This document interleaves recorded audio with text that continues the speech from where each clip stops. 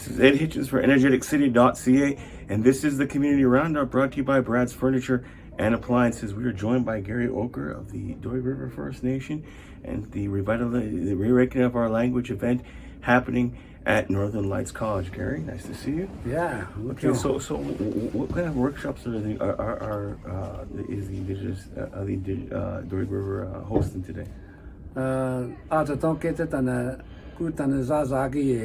One land hala, G Hazage ha want Nadrata Chile, Il Haji, G Nach the Gu Tanazage, Tanayewuchi and Kala. Yeah, so this is the story about our languages and how it's dying on us, and we need to revive it, and that's why. And one of the biggest things I saw there is that the languages, there's a big culture gap between youth and the elders, and you guys are trying to bridge that gap. Is that something that's vitally important to the survival of the language? Absolutely. Without the language, there's also a lot of silent speakers too, and we need to awaken their voices, because there is a lot of people that understand Beaver language, but they don't speak it because of the colonial system that happened in the school system, where we were forbidden to talk it, and if we did talk it, we got beaten and strapped for speaking Beaver. So a lot of people are still being traumatized by that. So now, so there's still that I guess fear, the intergenerational trauma. Excuse me. That's what it is. Yeah. So there's generational trauma about speaking Beaver. And so now we got to break that barrier down. So that's why we have this, first of many workshops and conferences to talk about languages. Not only about Beaver language, but there's also Cree languages. There's other Dene languages. There's French and English. Yeah, we need to make sure that languages are normalized and enjoyed and celebrated. Mm-hmm. And I saw that you were leading your workshop in song. Talk about how vitally important music is to, energizing the crowd, and just talk about how important it is to keeping the language alive and having that dialogue. I think Beaver language songs is such a fun way to do it. Anybody can participate as long as you enjoy music and guitar. That type of thing. It's easier actually to learn languages just to, creating and singing along. Everybody loves a campfire music songs, sit around a campfire and play guitar and have drinks and whatever. I think that's the essence of what I like to do more. And we introduced that to the school district last year. And what was the reaction from the school district?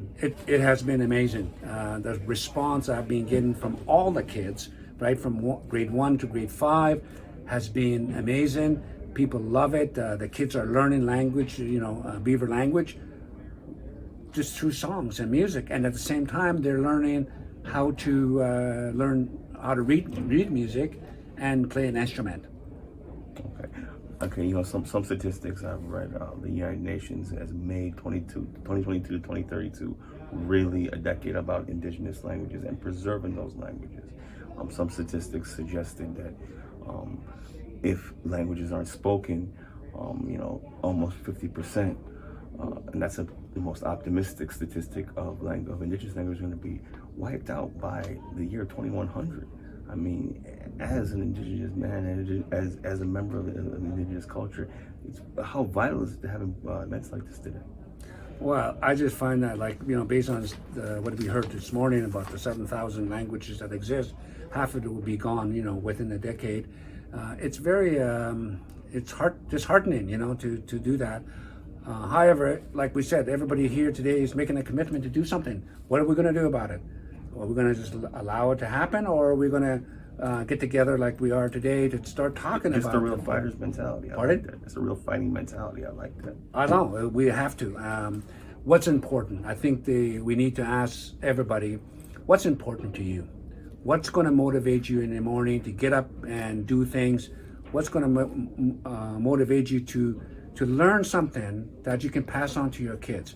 So one of the things that I really enjoy about the Beaver language, and I know I grew up with it in my lifetime, it's the stories and the wisdoms inside that. So that's what I'm now introducing. It's the music inside the song. It's the story within the language. We go inside to learn what's there, and then we understand some moral history or moral values that we can adopt to ourselves and use it for our own purposes in life. Okay, well, I've talked to a number of people today, both indigenous and non-indigenous, and I would like to know, as a non-indigenous person, what can a non-indigenous community do to become allies and help you preserve your culture and your language? I think the main thing is I'm interested. I want to learn your language. What can I do to help? That's all you need to ask, right? We know non-indigenous people got other skills that's required, like everything from technology or even, the language, English language, and processes of how to do things. Well, we need all kinds of skills. And that's the great thing about what we're trying to do today. Everybody, part of the concept of coexistence and peaceful relationship we have under the Treaty 8 is that everybody's responsible to help one another.